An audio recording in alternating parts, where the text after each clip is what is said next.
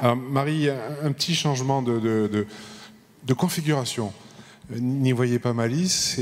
En fait, c'est moi qui ai souhaité élargir l'interview que nous allons avoir pendant 1 heure pour une raison simple, c'est que vous connaissez mes questions et je voulais un peu changer, je dirais, d'approche et donner la parole à, non pas les premiers concernés, parce que je suis concerné partout, mais par les présidents de spécialité du MCO, de la psychiatrie, du SMR, pour qu'ils vous livrent, je dirais, un témoignage autre que le mien. Et nous répondrons, je dirais, de concert. Voilà, donc c'est pas du tout, c'est un format qui est un peu différent. Désolé pour ce misfit parce qu'on ne vous a pas prévenu. Mais bon, voilà, donc je voulais aussi rectifier cette présentation et puis pour changer un peu. Donc j'invite à revenir avec nous Marc Lédé, président de la FHP Psy, ainsi que Frédéric Gama, présidente de la FHP MCO, et Frédéric Sanguignol, président de la FHP SMR.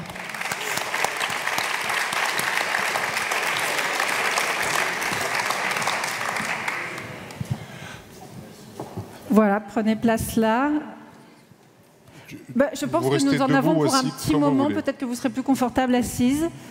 Alors, avant de rentrer dans les réformes thématiques de nos spécialités, quelques mots génériques. Vous êtes, si je puis me permettre, la plus gradée aujourd'hui. Parce qu'on attend un ministre qui ne viendra pas ce soir.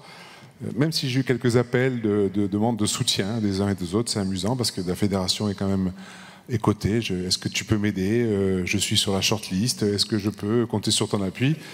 Et vous le savez, moi je soutiens toujours le gagnant, donc c'est avec grand plaisir que j'apporte mon aide à ceux qui le souhaitent et surtout qui ont des chances de gagner. Donc Marie, on a échangé pendant l'été et c'est vrai que, comme je disais ce matin, vous êtes une des agences qui n'a pas lâché, qui a travaillé tout l'été et qui a avancé sur les dossiers. Et je voulais vous en remercier. Je l'ai dit ce matin à votre collaboratrice qui était venue. On a trois dossiers, je dirais, génériques qui attendent une réponse de votre part. Le premier, c'est le CICE version 100%. On a perçu au mois de juillet les 50%, donc merci. Merci parce que c'était pas gagné du tout, hein. Nos adhérents ne le savent pas, mais vous n'étiez pas obligé, le ministre Valtou non plus, dans la mesure où il était en mode ministre démissionnaire. Il aurait pu ne pas, je dirais, honorer son courrier du 24 mai parce que les élections étaient passées par là. Ça a été fait, on a perçu les fonds en juillet, donc merci. Il reste, je dirais, à sanctuariser maintenant cette suppression du CICE qui représente 2,17 de tarifs. Donc peut-être attendre votre commentaire sur cette mesure. La seconde, vous le savez, ce sont les mesures dites bornes, la revalorisation du travail de nuit et de férié. Où en est-on? Et le troisième sujet que vous connaissez parfaitement, c'est la pluriannualité. On en a parlé toute la journée avec notamment la FHF et puis tous les intervenants sur l'impérieuse nécessité d'aboutir sur ce dossier des pluriannualités.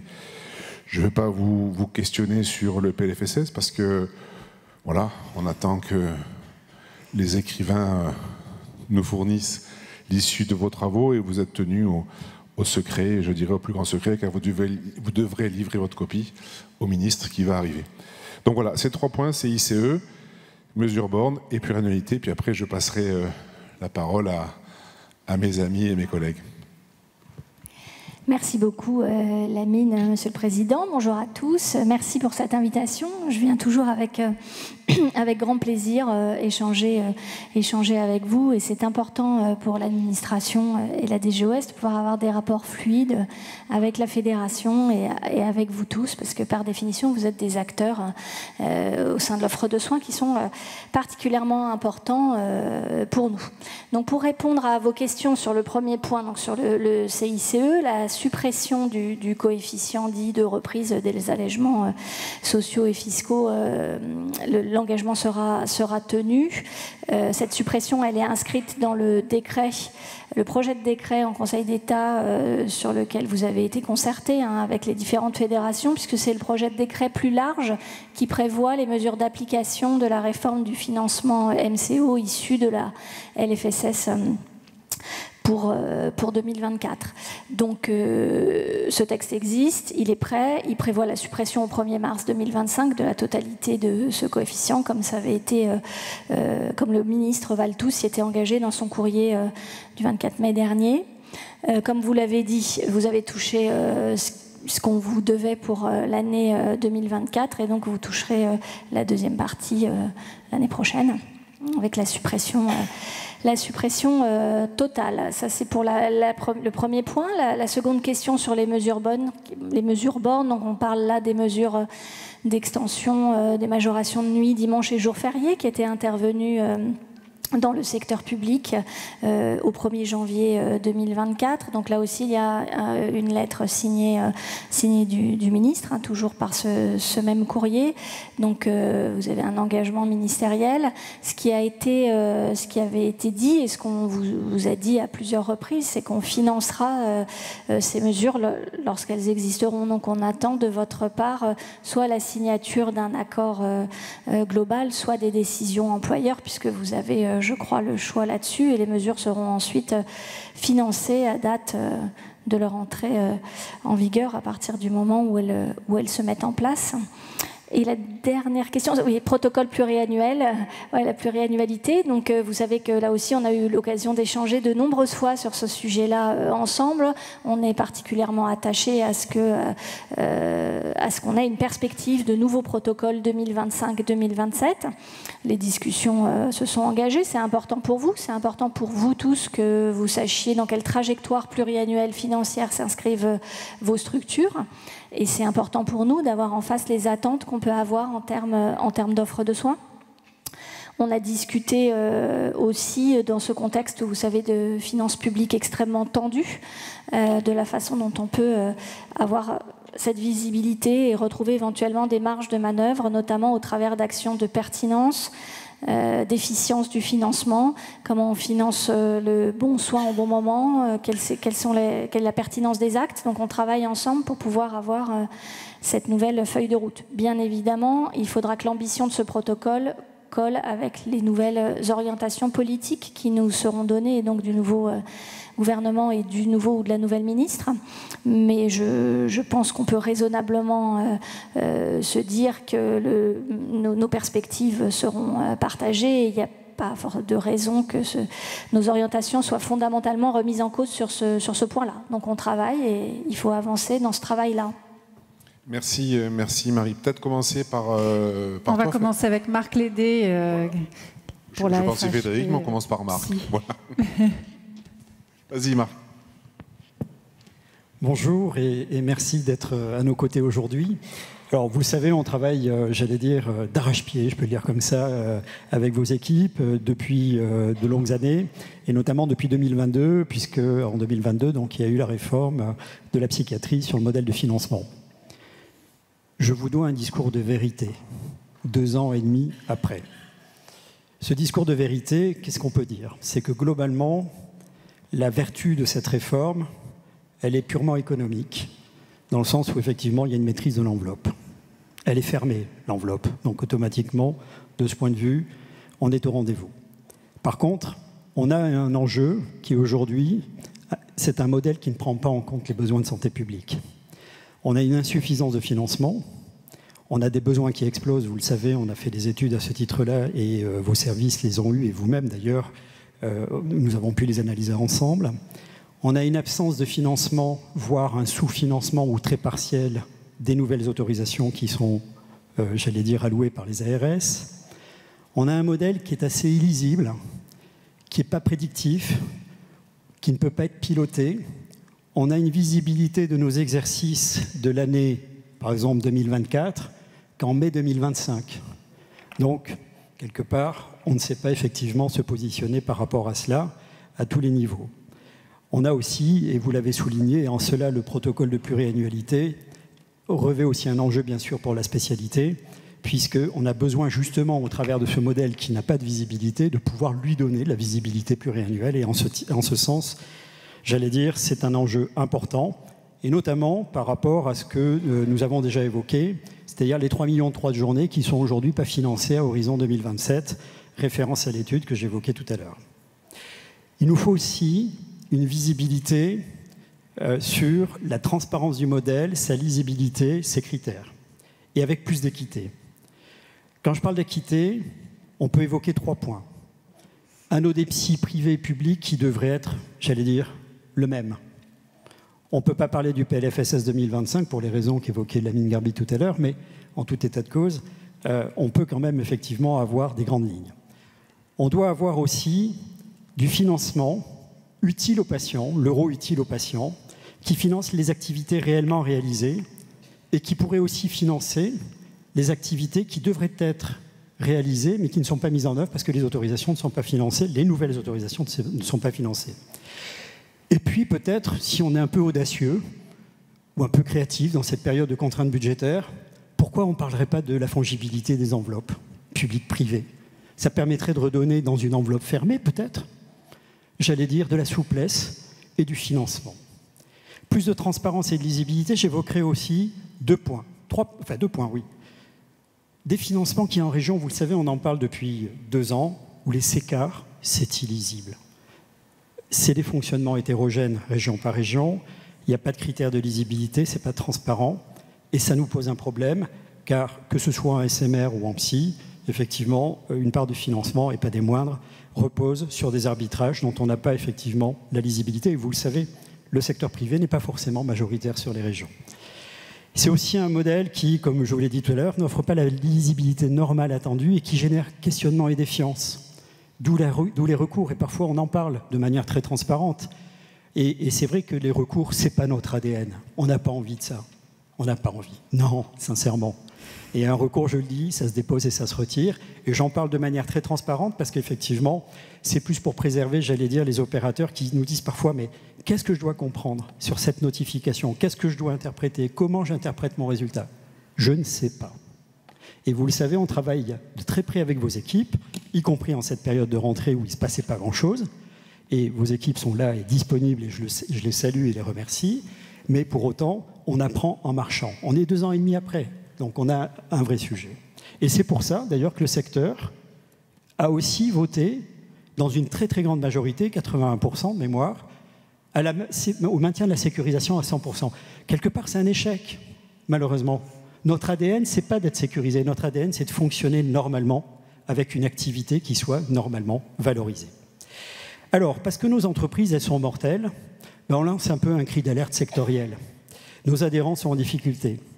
Et parce que la psychiatrie a besoin d'un signal fort pour rejoindre et répondre aux enjeux de santé publique, il faut prendre des arbitrages importants dans le cadre du PLFSS 2025.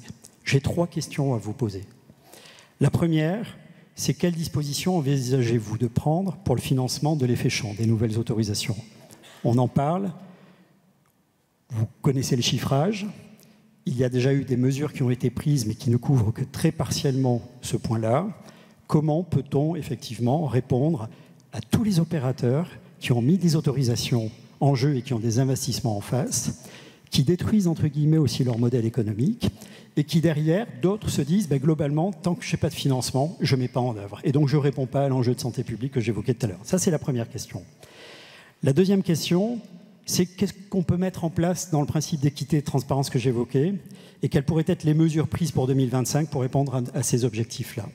Et puis la troisième, est-ce qu'on peut imaginer que dès 2025, les textes le permettent, mais les financements ne le permettent pas pour le secteur privé, que le secteur privé puisse accéder à l'offre ambulatoire, mais avec une offre ambulatoire financée? Voilà les 3 questions que je souhaitais vous poser. Je vous remercie. Alors, merci beaucoup. Permettez-moi de rappeler, comme vous l'avez fait avec votre point de vue au départ, quels étaient quand même les objectifs de cette réforme, qui sont les mêmes objectifs d'ailleurs qui nous animent pour la réforme du SMR, et de rappeler un peu les choses, puisque vous dites certains propos que vous avancez ne sont pas, selon moi, totalement exacts, mais on est là, après tout, pour en échanger. Vous parlez d'équité, pour commencer. Il faut peut-être se rappeler pourquoi on a fait cela. Quels étaient au départ les objectifs que nous poursuivions? On avait des financements, que ce soit en psy ou en SMR, qui étaient quand même totalement non satisfaisants. Vous ne trouverez, je pense, personne aujourd'hui dans l'écosystème pour vous dire que ce qui existait avant était le bon système.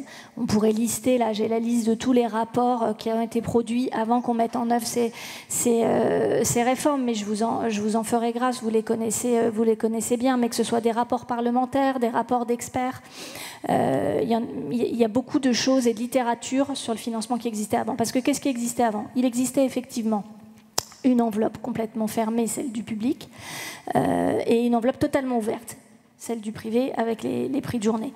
Moi, je comprends que passer d'un système à l'autre, c'est compliqué, que c'est long et que ça suscite plein de questions. Je y reviendrai après. Je pense qu'on est vraiment là aussi, nous, pour balayer devant notre porte. Quand vous dites c'est pas assez lisible, c'est pas assez transparent, ça, j'en prends acte et je partage. Et on a l'occasion d'en échanger régulièrement avec vous, messieurs les présidents. Qu'il y a des choses sur lesquelles il faut aussi que nous puissions balayer devant notre porte. Mais sur les objectifs initiaux de la réforme, rappelons-nous quand même qu'on avait donc cette tarification qui était très différente, qui bridait donc l'activité côté public. Côté privé, ça permettait de développer une activité extrêmement dynamique, parfois pas forcément justifiée, et en limitant, puisque vous parlez d'offres ambulatoires, en limitant quand même la possibilité d'aller sur ce type d'offres. Ça crée des inéquités fortes certes entre le public et le privé, mais des inéquités entre régions. Les chiffres, on les a. On sait qu'avant la réforme, les écarts de financement, tout compris, public-privé, entre régions pour la psy étaient autour de 40%, et pour le SMR, ces écarts pouvaient aller jusqu'à 100%. C'est-à-dire que les moyens alloués, tout compris pour la psychiatrie, ou les moyens alloués, tout compris pour le SMR, faisaient qu'il y avait des écarts entre les régions qui allaient de 40 à 100%. Je ne sais pas qui peut dire que ce système-là était satisfaisant ou équitable. En tout cas, pas nous. Donc, l'objectif premier de ces réformes, et il ne faut quand même pas le perdre de vue, parce que c'est ça qu'on continue à poursuivre, c'était bien un sujet d'équité. Le deuxième objectif, c'était d'essayer de mixer effectivement deux instruments qui sont d'un côté l'activité et de l'autre côté la dotation populationnelle, en tenant compte, alors ça c'est pour le SMR, pour la psy c'est un peu différent, mais d'une certaine manière on a la DFA d'un côté et la dotation populationnelle de l'autre côté, donc c'est la même philosophie qui était de pouvoir aussi mieux prendre en compte les différentes le degré de gravité des patients et les différentes caractéristiques des patients.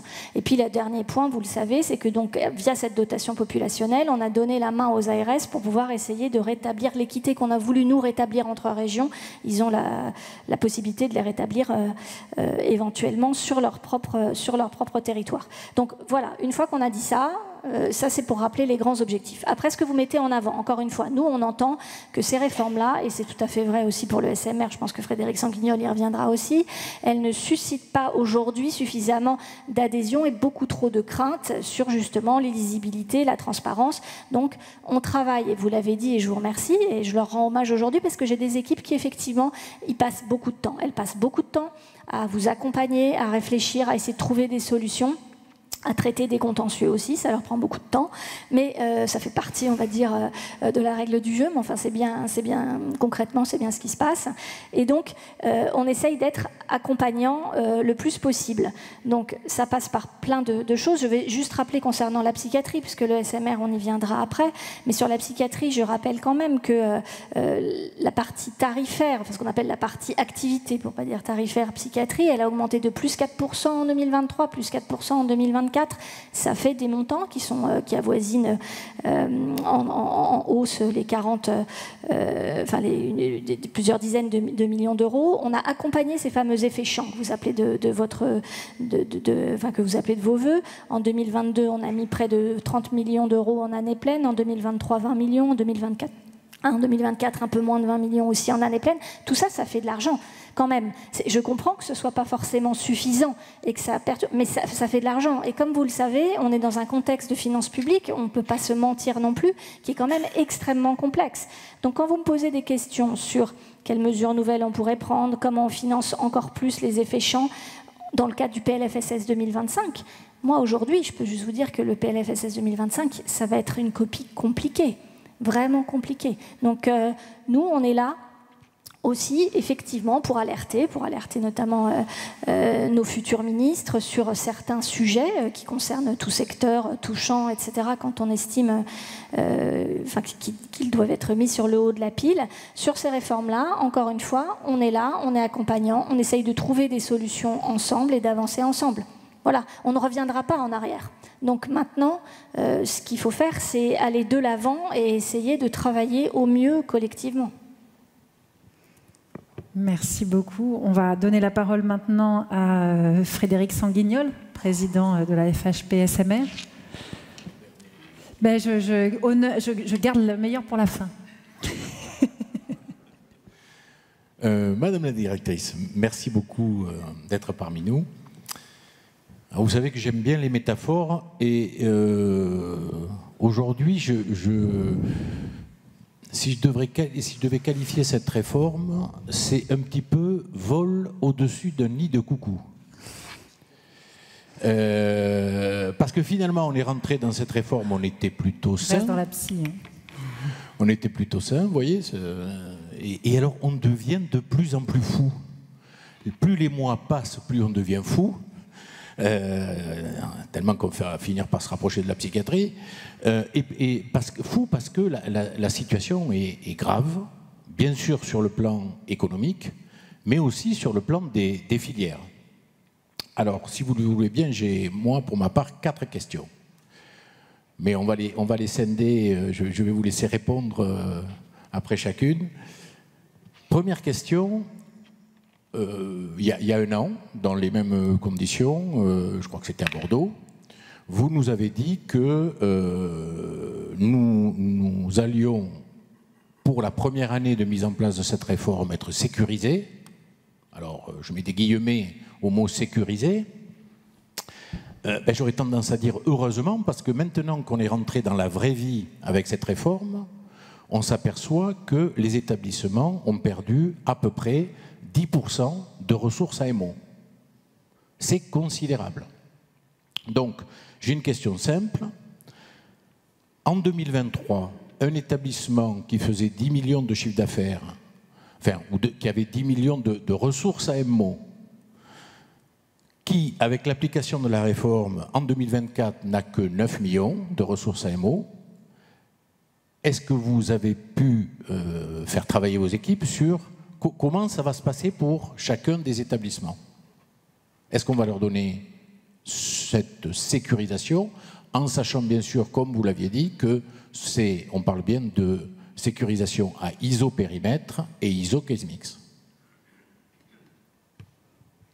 Alors, je me souviens très bien, effectivement, de ce que j'ai dit à Bordeaux il y a un an, où j'ai effectivement dit qu'il y aurait sécurisation à iso-activité, c'est-à-dire un niveau d'activité équivalent, et que les établissements ne perdraient pas en 2024. Donc, à partir du moment où je l'ai dit, il va falloir qu'on essaye de tenir cet engagement au mieux, et bien évidemment qu'on l'a en tête. Hein. Bien évidemment qu'on l'a en tête. On a de la chance que vous ne soyez pas aussi volatile que les ministres. Hein. Bien évidemment qu'on l'a en tête. Plusieurs choses là-dessus. Vous parlez d'une perte de 10% de recettes. Ça, j'entends, c'est effectivement extrêmement significatif et important. Je comprends tout à fait que pour un chef d'établissement, ce soit compliqué d'avoir une perte de recettes à cette hauteur-là pour rester dans un registre de vocabulaire simple, effectivement. Il faut qu'on comprenne d'où viennent ces écarts. Donc je pense que vous allez poser la question après sur les tarifs. Donc on peut faire peut-être une question en deux, ou pas 2 questions en une, ou si jamais je répondrai ensuite. Mais on a plusieurs effectivement pistes sur la table qu'on est en train de regarder. Je crois que les équipes sont vraiment en lien très étroit avec vous. Elle est en lien aussi étroit, et je le dis de façon transparente, hein, avec les groupes ou avec les dirigeants de cliniques qui nous sollicitent régulièrement, soit via les ARS, soit directement, parce qu'ils sont extrêmement inquiets sur cette perte de chiffre d'affaires. Donc on essaye de regarder déjà et d'objectiver, de voir quel est ce constat et d'où vient cette perte. Donc le sujet tarifaire, on y reviendra peut-être tout à l'heure, donc je vous laisse peut-être avancer après, mais on va regarder ce qu'on peut faire, encore une fois, d'où viennent les écarts. On en explique certains, j'y reviendrai, mais il faut qu'on puisse creuser un peu cette piste-là. Deuxième chose que je peux dire là-dessus, il faut aussi qu'on attende d'avoir que l'année se soit déroulée. C'est-à-dire, vous parliez d'absence de visibilité, moi j'entends tout à fait, mais d'une certaine manière, nous c'est pareil. Aujourd'hui, dire que tout est fini pour une clinique à la date du 31 août ou du 30 septembre, l'année n'est pas terminée. Donc il faut qu'on puisse regarder en atterrissage 2024 où est-ce que vous vous situez. Et du coup, c'est un problème de cette sécurisation qu'il faudra qu'on règle en début d'année 2025 ensemble, une fois qu'on aura une visibilité plus claire sur ce sujet tarifaire et une visibilité plus claire sur votre atterrissage.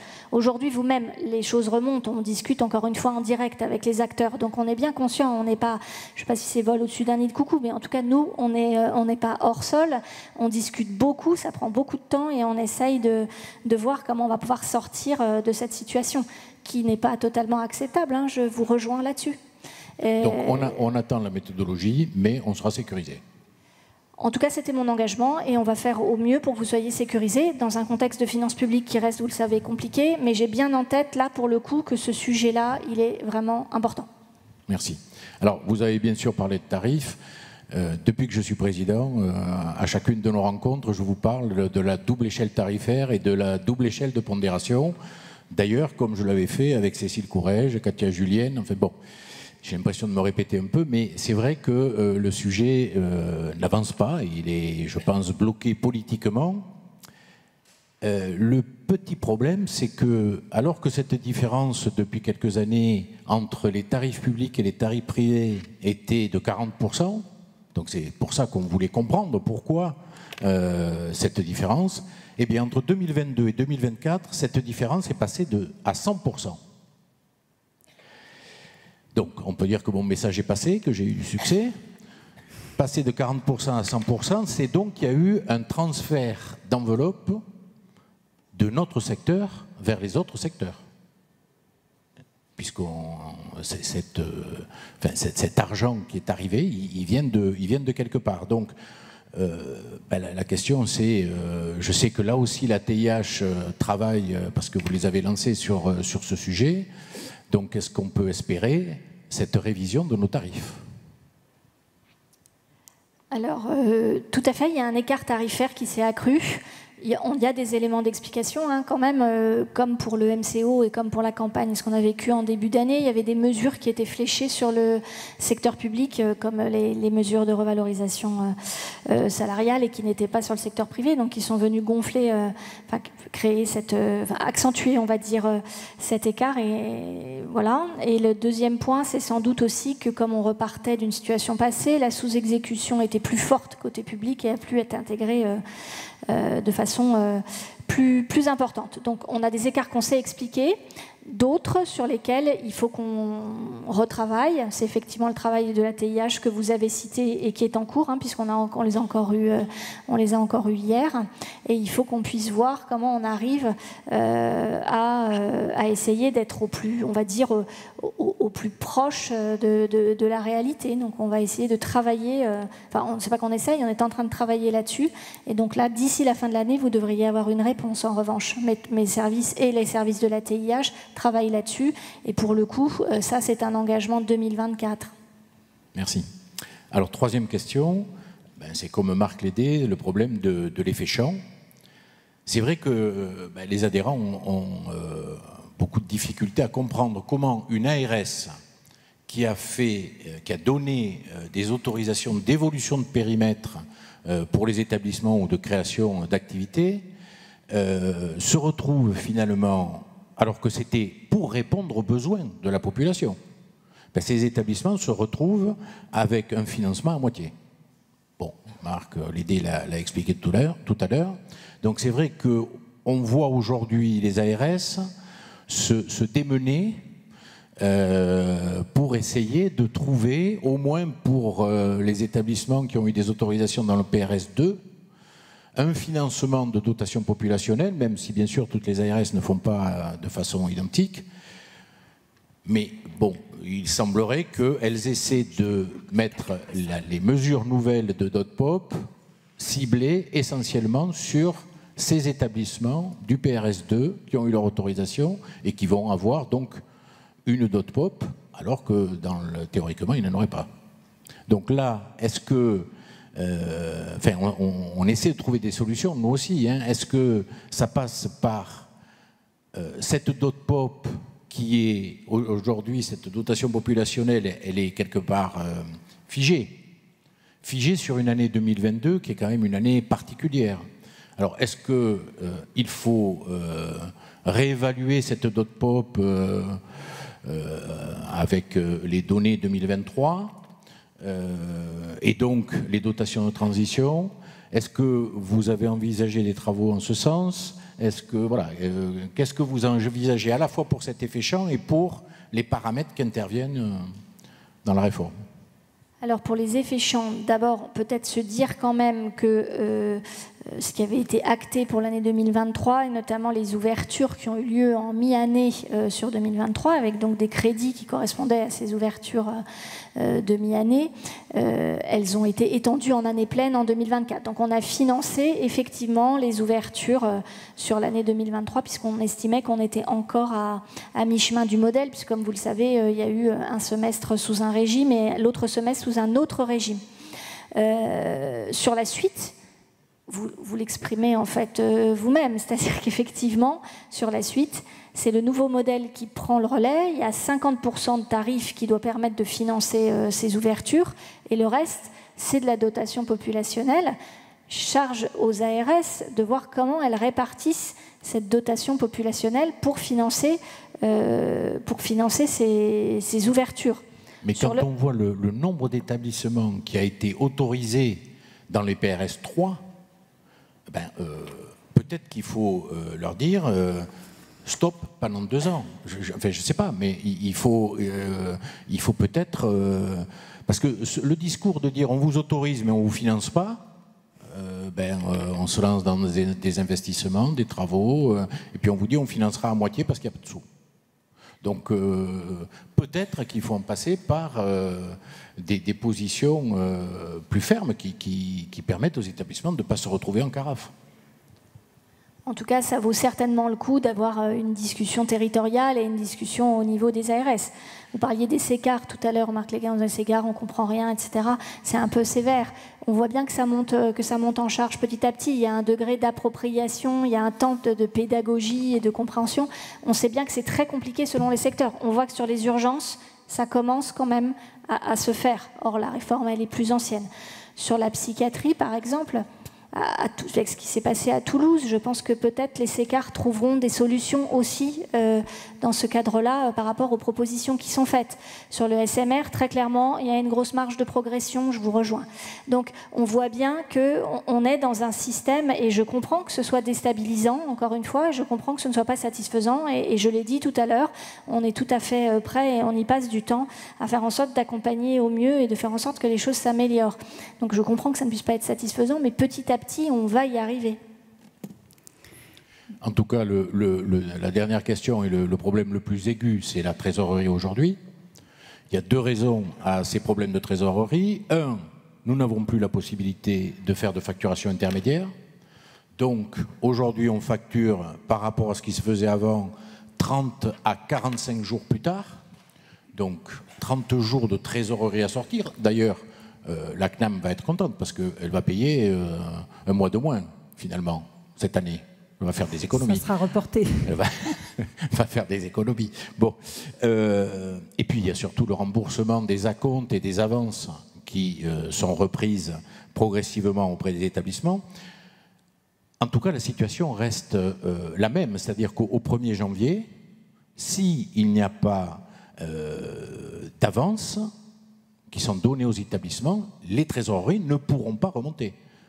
Donc, c'est pour ça que moi j'avais proposé de mettre en place des avances pérennes, du style, le 5 du mois, l'assurance maladie paie la moitié du chiffre d'affaires habituel à MO pour les séjours, et puis elle corrige en fin de mois en fonction de l'activité de l'établissement. Bon, on m'a dit ça c'est le système qui existe dans le public. Bon, ben, c'est pas mal quand même, hein, parce que là, vraiment, les établissements, c'est un vrai problème qui ne peut pas se corriger d'une année sur l'autre. Donc ils auront forcément besoin, en janvier, de nouvelles avances pour l'année 2025. Et puis, si on pouvait lancer le chantier de la facturation intermédiaire qui a toujours existé, peut-être là aussi, sachant qu'on nous a annoncé 3 ans pour mettre en place un système de facturation intermédiaire avec les nouveaux systèmes d'information, peut-être qu'on pourrait espérer au moins avoir le jour à nouveau la possibilité d'avoir des facturations intermédiaires. Alors, ces sujets de trésorerie, vous savez qu'ils nous préoccupent aussi. On a répondu présent et je tiens quand même à le rappeler parce que de la même façon, il y a 1 an où j'avais été interpellée à Bordeaux assez fortement là-dessus, je me souviens qu'il y avait des très fortes inquiétudes puisqu'on n'était pas encore passé au nouveau système de facturation, à la nouvelle réforme. Et j'avais dit qu'on serait présent. On m'avait demandé comment on serait présent et comment ça pourrait se mettre en œuvre. Bon, on avait bien senti les inquiétudes.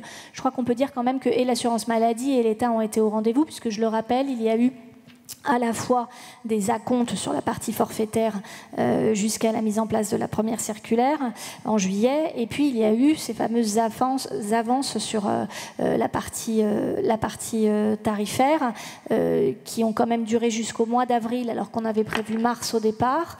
Puis, on avait prévu qu'il y aurait un remboursement qui s'étalerait de juin à septembre. Et vous savez qu'on est retourné auprès de l'assurance maladie pour obtenir que ça puisse s'étaler jusqu'en décembre, justement pour aider vos établissements, puisqu'on a bien entendu les alertes sur les établissements. Donc, je pense qu'en 2024, on a été au rendez-vous. Ce que vous me dites, c'est en fait, va s'installer une situation pérenne de problèmes de trésorerie. Alors, je note quand même que ce n'est pas pour tous les établissements, parce que c'est les remontées qu'on a, puisqu'on discute aussi, etc. Ce n'est pas le cas pour tout le monde, mais il y a certains établissements, effectivement, où on voit bien que le début de l'année prochaine sera compliqué. Donc, on en discute avec l'assurance maladie. L'accord de fait d'avoir des avances de trésorerie aux cliniques privées, aux établissements privés, c'est d'abord aussi du ressort du directeur général de l'assurance maladie. Donc, on a encore discuté de ça la semaine dernière, lui et moi. J'ai envie de dire comme l'année dernière, qu'on ne vous laissera pas tomber et on ne va pas se défausser là-dessus. En revanche, là aussi, il faut voir ce qu'on peut mettre en place, ce qui est faisable, ce qui est possible. Il faut voir les marges de manœuvre financières qui sont les nôtres et puis avancer comme ça. Peut-être ajouter aussi quand même que même si je sais que c'est difficile, à partir du moment où on rentre dans un nouveau système dont on sait qu'il sera comme ça, c'est-à-dire qu'on facture maintenant non plus au prix de journée de façon assez régulière, mais sur des séjours et donc plus longuement. Peut-être faut-il réfléchir et se faire accompagner dans certains établissements sur comment essayer de retrouver un profil de trésorerie plus normal. Voilà. Nous, encore une fois, on est là pour accompagner, on est là pour entendre, pour écouter, pour avancer, mais il faut aussi se dire, comme tout à l'heure, que les choses ne vont pas, on ne va pas revenir en arrière. Donc maintenant, il faut essayer aussi... Non, mais ce n'est pas une question de revenir en arrière. C'est que l'AMO qui n'est pas payé ou qui est payé 30 jours ou 45 jours après, par rapport à un fonctionnement habituel, les mutuelles qui ne veulent pas payer tant que la facture n'est pas émise, donc là aussi, c'est la même chose et c'est le même impact sur les trésoreries. Donc vraiment, la situation est inquiétante pour les établissements. Et je pense qu'on peut dire une majorité d'établissements. Sur la facturation intermédiaire, c'est quelque chose qu'on a bien entendu aussi. Donc on en discute. Même chose, j'en ai discuté avec le directeur de l'assurance maladie. Bon, c'est un sujet qui est compliqué. C'est compliqué à mettre en place, à instaurer, etc. Vous le savez, puisque vous avez eu ce type d'échange. Mais il faut donner la... C'est pour ça, autant partir déjà et lancer le travail. Merci en tout cas. Merci beaucoup. On va donner la parole à Frédéric Gama, présidente de la FHP-MCO.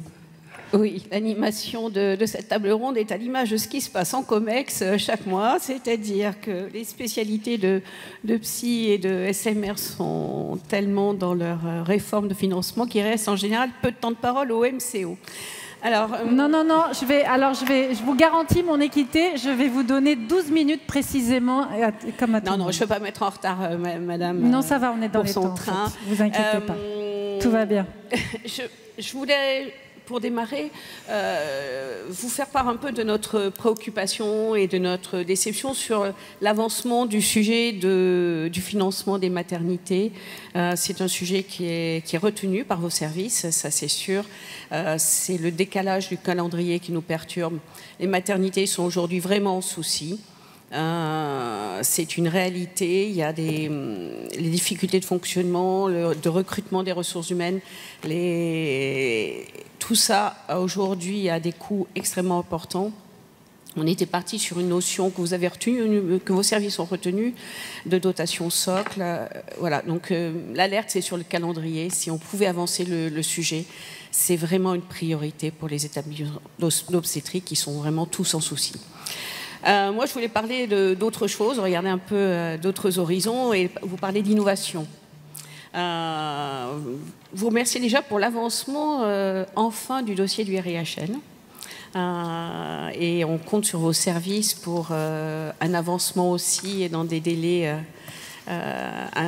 intéressants parce que nous finançons l'innovation en médecine, en biologie moléculaire au bénéfice de nos patients en cancérologie.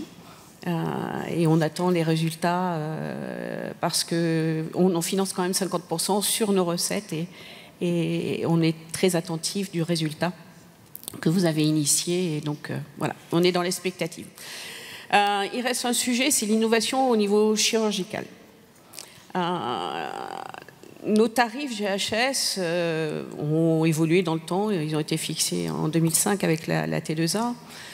Les pratiques chirurgicales ont évolué fortement. Il y a des spécialités, vous le savez, hein, comme l'urologie. L'utilisation du robot est aujourd'hui une pratique qui devient courante, mais qui n'était pas inclue dans nos tarifs en 2005 puisqu'inexistante.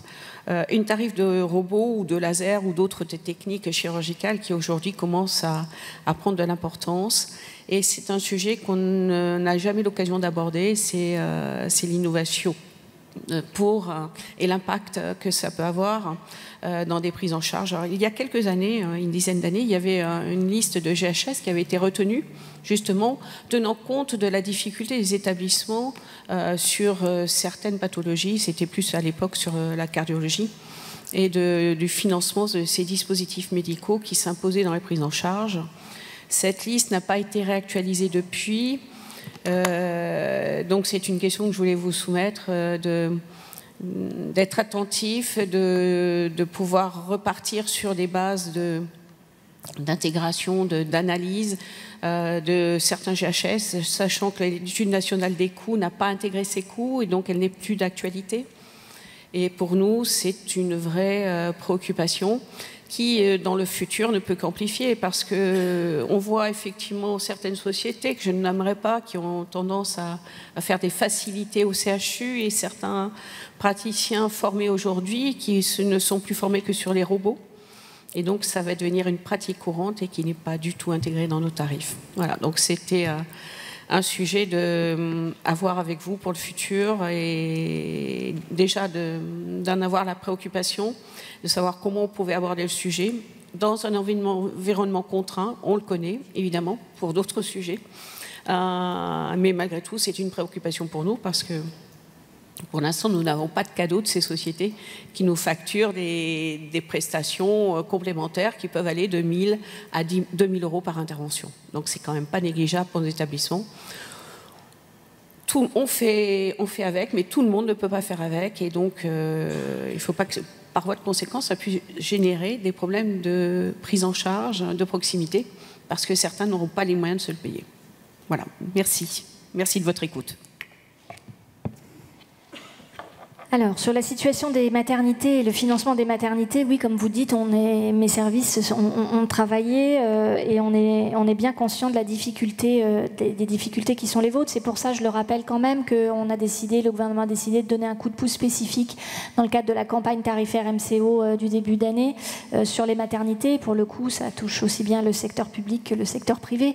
Et donc, on a essayé via ce coup de pouce, d'essayer de remonter un peu les choses, mais bien évidemment, ça n'est pas suffisant, et on sait bien qu'il faut qu'on travaille au fond sur ce financement-là, avec probablement, comme vous le dites, des financements, une alliance de financement à la fois forfaitaire et à l'activité. Donc le calendrier il s'est décalé pour plein de raisons, je n'y reviendrai pas forcément ici, voilà, et le contexte institutionnel fait que beaucoup de chantiers ont quand même pris un peu de retard, et aussi parce qu'on essaye d'étaler ces chantiers de réforme du financement MCO. Vous savez que le chantier a été ouvert par le président de la République et puis acté dans le PLFSS pour 2024, et puis c'est l'objet du décret que j'évoquais en début d'échange.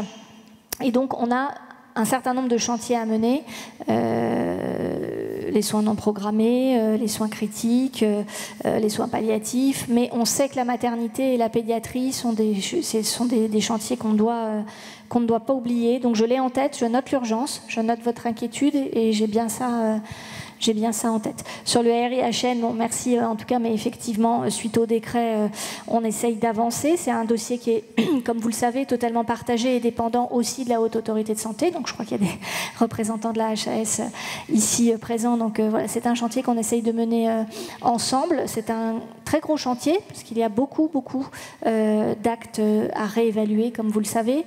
Mais on avance aussi, et c'est un des travaux qui sont devant nous, on avance aussi sur la façon dont, une fois que ces dispositifs vont revenir dans le droit commun, comment est-ce qu'on les finance. Il va falloir qu'on ait une réflexion sur tout ça, donc ça fait vraiment partie des gros dossiers de cette rentrée. Et là aussi, les équipes sont à pied d'œuvre. Sur le niveau des tarifs de chirurgie et la question des robots, je crois que ça a déjà été évoqué dans vos instances, enfin, on en parle de temps en temps. Donc, de toute façon, on sait bien que le financement des équipements par les recettes d'exploitation que constituent les tarifs, ça peut prendre un certain temps, parce que la réactivité tarifaire n'est pas la bonne. Vous l'avez dit, madame, il n'y a pas eu de révision. Et donc, il y a quand même un travail à mener sur tout ce qui est neutralité tarifaire et rapprochement des tarifs des coûts. Ça fait partie aussi de la réforme MCO qu'on veut mener. C'est-à-dire, pour la campagne 25, on souhaiterait ouvrir ce chantier qu'on appelle la neutralité tarifaire ou le rapprochement de tarifs issus des coûts, qu'on va pouvoir commencer à ouvrir, parce que c'est cet automne qu'on va disposer pour la première fois des coûts 2022, qui sont des coûts qui ne devraient pas être biaisés par le Covid. On ne pouvait plus, on n'avait plus en fait d'abord on n'avait plus la donnée, et ensuite les rares fois où on l'avait, elle n'était pas forcément utilisable. Donc là, ce travail-là, il va pouvoir s'enclencher.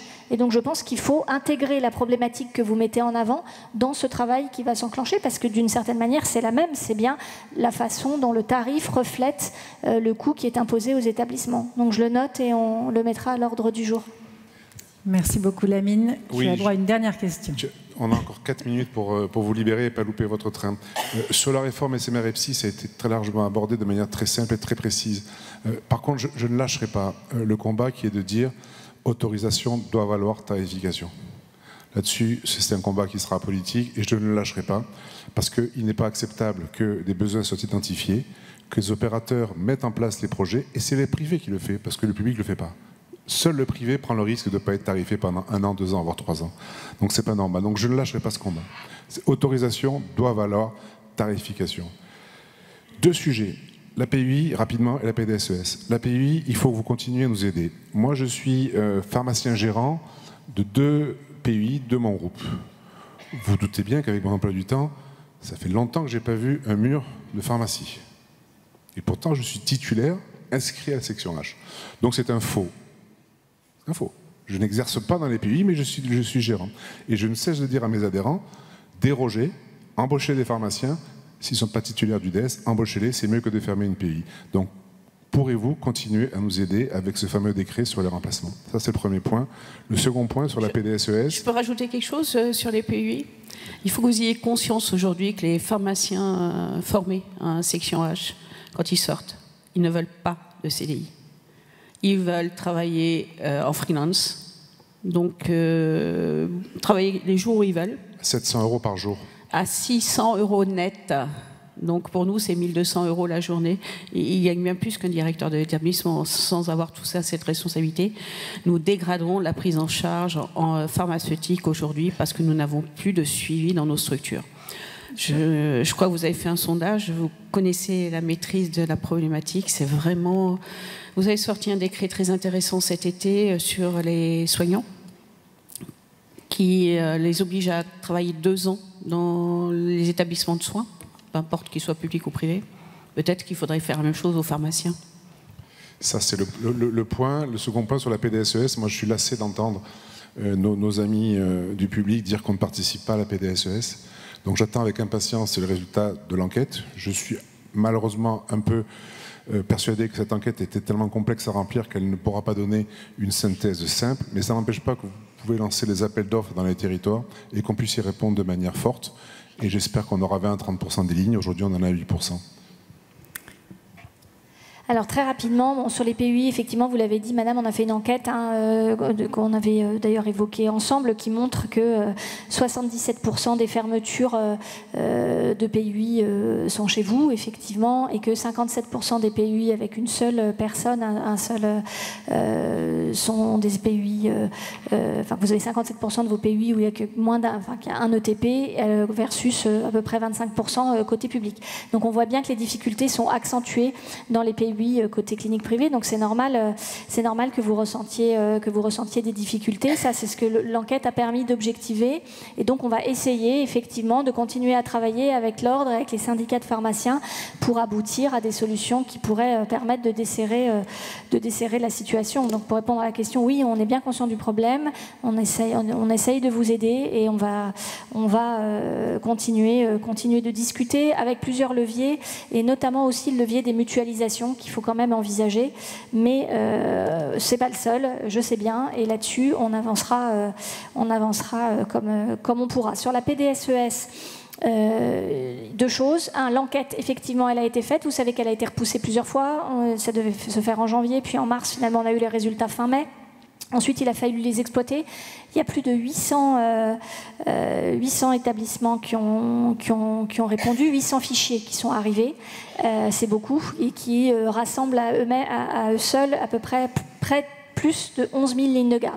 Donc on a 11 000 lignes à retraiter, c'est en cours. On a pris du retard, très clairement, puisque j'avais dit que ça serait fin de l'été, début septembre. On s'est donné de nouvelles échéances. On devrait pouvoir quand même donner de premiers résultats, discuter de premiers résultats dans quelques semaines avec les ARS, et revenir vers les fédérations d'ici la fin du mois, je l'espère, la fin du mois d'octobre, je l'espère, pour pouvoir arriver à avoir des résultats qui puissent être un peu publics et éventuellement échanger avec vous sur tout ça. Il y a un décret d'application qui doit être pris, il a été soumis à la concertation, vous l'avez vu, donc on est en train de remonter, de compiler tous vos commentaires et appréciations. Il faudra qu'on le fasse valider par le nouveau ministre, puisque c'est l'ancien qui l'avait validé. Il faudra qu'un nouveau ou une nouvelle ministre puisse donner son avis sur ce décret, et après il partira au Conseil d'État, et donc on souhaite qu'il puisse être publié avant la fin de l'année, et à partir de là, on va pouvoir commencer à travailler, comme vous le dites, à relancer les appels d'offres courant 2025 pour aboutir là-dessus à avoir des nouveaux schémas de PDSES bien bordés et plus équitables peut-être dans les territoires d'ici la fin de l'année prochaine. Merci beaucoup Marie Daudet. Je vais vous libérer maintenant. Merci, on peut vous applaudir. Merci à tous les 3 pour vos questions. Merci beaucoup.